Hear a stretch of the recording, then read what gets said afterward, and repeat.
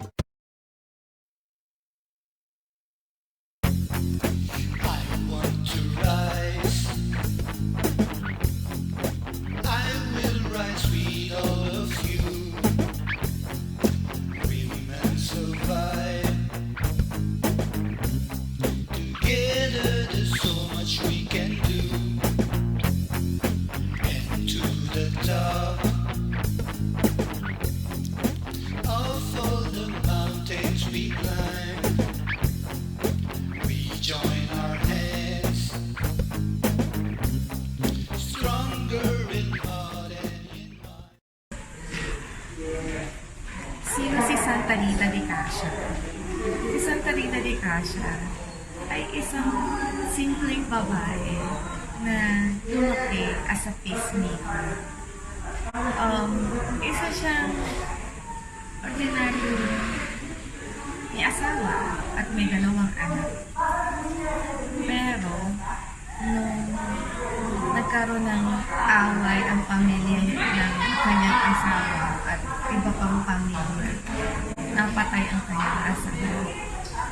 At dahil doon, gustong maghiganti ng kanyang mga anak. So, pinagdasal na sa Diyos at ibinigay niya sa kamay ng Diyos na bahala na ang Diyos basta huwag madumisan ang kamay ng kanyang mga anak. So, nagkaroon ng pandemya sa panahon nila at kasama yung 2 anak niya sa namatay.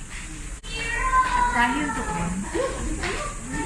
doon na nga ipinagpatuloy ang pagiging madre sa isang Augustinian convent. Medyo matagal or may mga dahilan bago siya, mga pangyayari bago siya napayagan na maging madre. At nung siya ay nasa loob na ng kumbento, pinagdasal niya sa Panginoong Jesus na siya ay maging bahagi ng paghihirap ni Jesus. At doon, dininig siya ng Diyos, kaya siya ay nagkaroon ng stigma. So, yung isa sa mga tinik, parang tinik ni Jesus, ay tumusok sa kanyang flesh, sa kanyang forehead. Ito ay masakit at umaamoy. Pero kapag meron siyang mga importanteng event, gumagaling, sumasali. At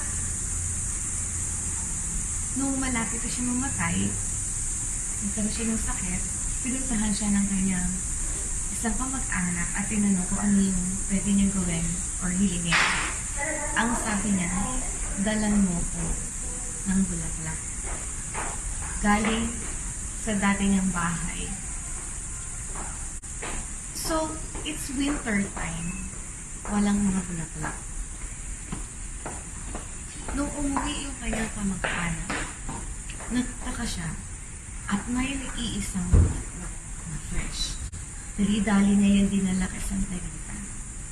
At nung nakita ni Sta Rita yung bulaklak na yun yung kanyang palatandaan na forgiven na ang kanyang asawa at mga anak at sila ay malapit na magkita-kita sila.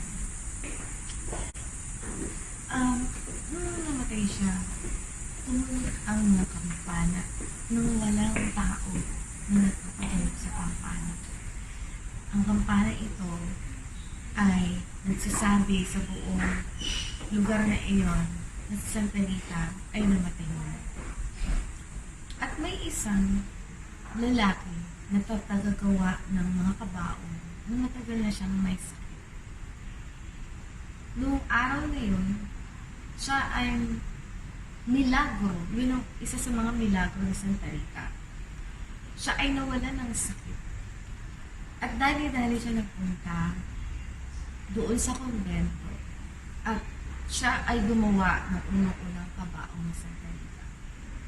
Hinihintay nila na magkaroon ng libing para sa katawan ni Sta Rita. Pero, hindi ito nag-decay. Kaya hanggang ngayon, buo pa rin ang mga labi ni Sta Rita. At ito ay nakalagay sa kanyang lugar na kung tinatawag na Cascia.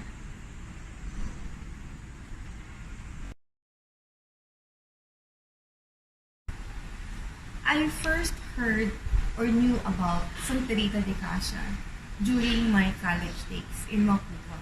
They call it before Mapua Institute of Technology. It's now Mapua University. Since my first year, I am already a member of the Student Catholic Action. And we always stay in the chapel. And in the chapel, our patron is Sta Rita de Cascia. I admit I have served 100% as a Student Catholic Action. And one of the significant way of serving is being a lecturer. And at the same time, I do training on the lecture on that chapel.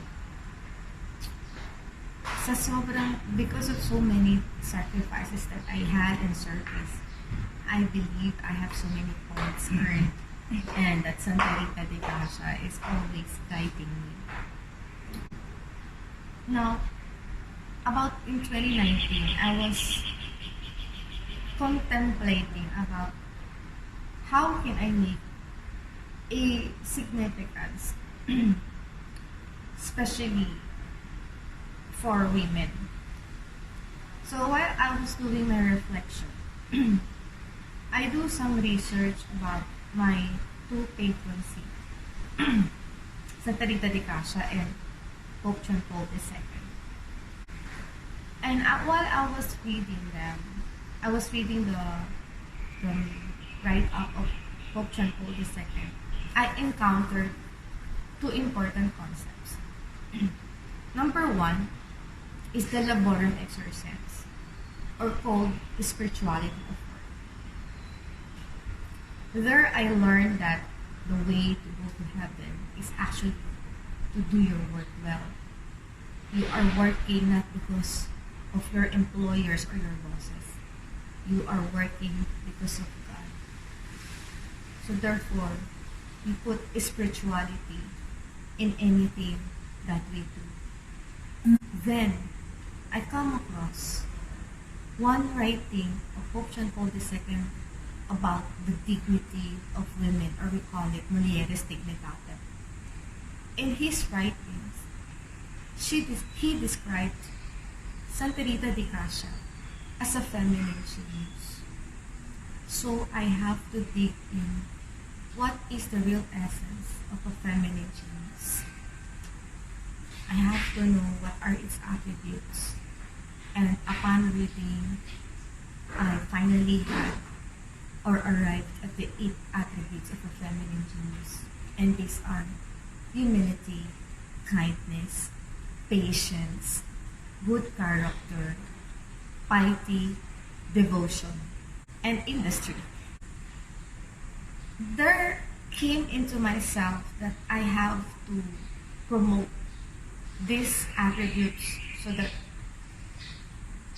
I could influence a lot of women, and thus gave birth to the Feminine Genius Advocacy. Feminine Genius Advocacy is meant to promote women empowerment in 2 ways. First is through education or training, and the second one is through livelihood. It is actually the goal of the Feminine Genius Advocacy to uplift the life of women. And in the coming days, in the coming months, in the coming years, the Feminine Genius team will come up with various projects in order to achieve its goals.